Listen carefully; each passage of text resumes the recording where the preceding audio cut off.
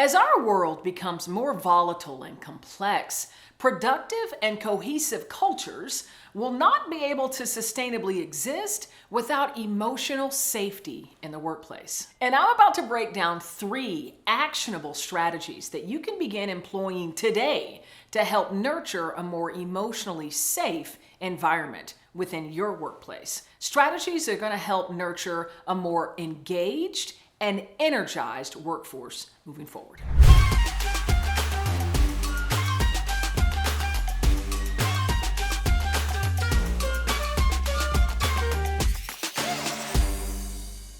By the end of this video, you're not only going to be armed with the definition of emotional safety, but you're also going to have 3 proven effective strategies to nurture that within your workforce. Okay, let's start by grounding in what emotional safety means. What is that concept? And I actually want to pull from an article that I found by a company called COS, or COS. It's actually an Australian company that's one of the leading providers of office supplies, believe it or not, but there was some gold in this article. This article states that emotional safety is having the mental security and comfort to communicate your feelings at work with your coworkers, bosses, and others. It's the ability to openly communicate discomfort, profound ideas, our personal insecurities without that fear of being punished or humiliated. It's about one's level of trust in those around us, regardless of their position in the hierarchy or their popularity throughout the organization. It's about knowing you will be appreciated for who you are and not just what you've done. And just to underline how important this is in your business, back in 2017, Gallup research found that a focus on increasing emotional safety in the workplace invited staff to feel more engaged and actually resulted in a 12% productivity boost. And then back even further in 2015, Google studied their employees and were striving to find what makes a really great cohesive team. And they discovered that the most important factor was emotional safety within those teams. And that was back in 2017 and 2015.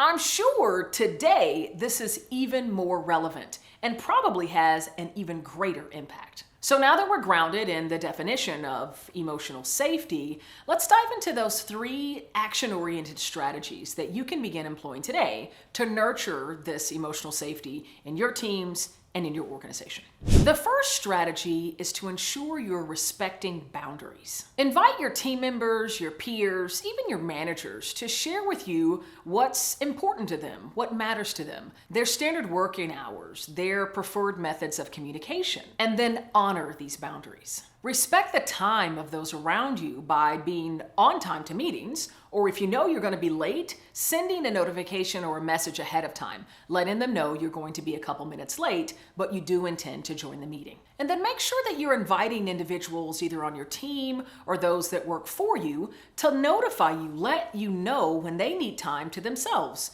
to replenish and refresh. And then, of course, when those requests are made, strive to honor it as best you can, of course, balancing the ongoing demands of the business. So before I dive into the rest of the strategies, I just want to remind you, subscribe to this channel if you're digging the value, digging the content. I drop videos like this all the time, striving to deliver value to you for free, right at your fingertips. So make sure you subscribe so you're one of the first to get notified. All right, let's get back into it. Strategy number 2, engage in active listening. During these listening sessions, avoid making assumptions about or forcing the emotional state of another. What do I mean by that? Have you ever been in a situation where someone, whether it be a peer or manager or somebody, is sharing news with you, and they share the news and then it's followed by, "Aren't you so excited about that?" And you can tell it's not in a sarcastic way.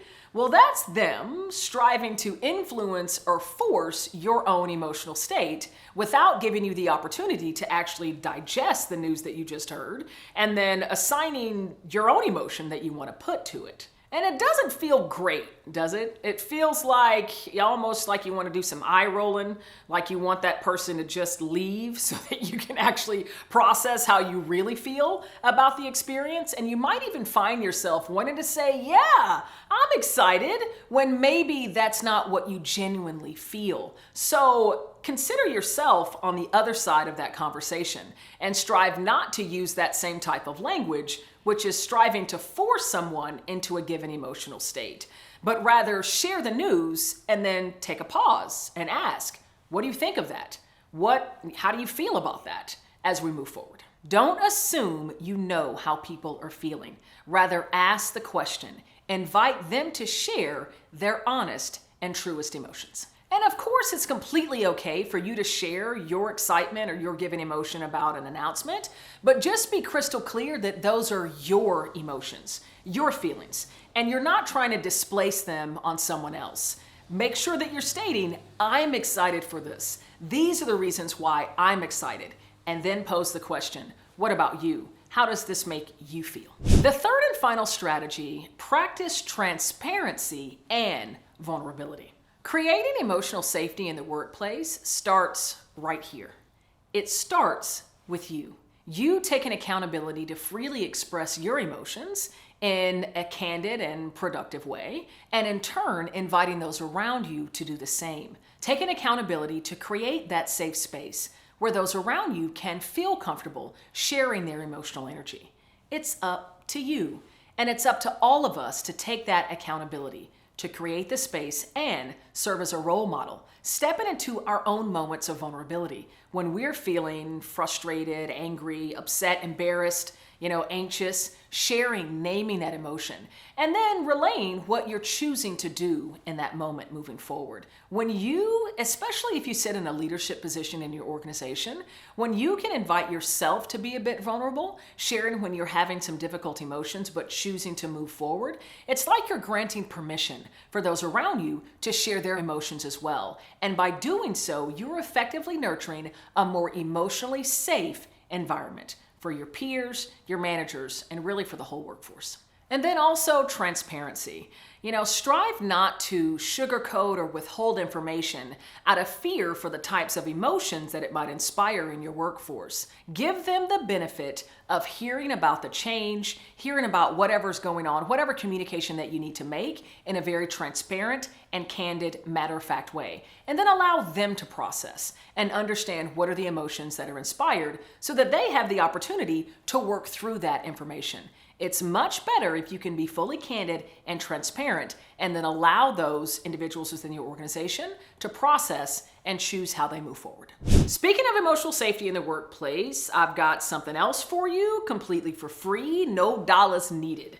I want to gift you a free chapter of my best-selling book, Change Enthusiasm: How to Harness the Power of Emotion for Leadership and Success. This is a growth mindset that's actually rooted and anchored in those more difficult emotions that we experience when going through change, and those difficult emotions that really need to be invited when we're going through change in the workplace and create that environment of emotional safety. And I want to gift you the introductory chapter to this book to arm you with what this mindset is all about, such that you can begin practicing it as you move through your change and transformation endeavors.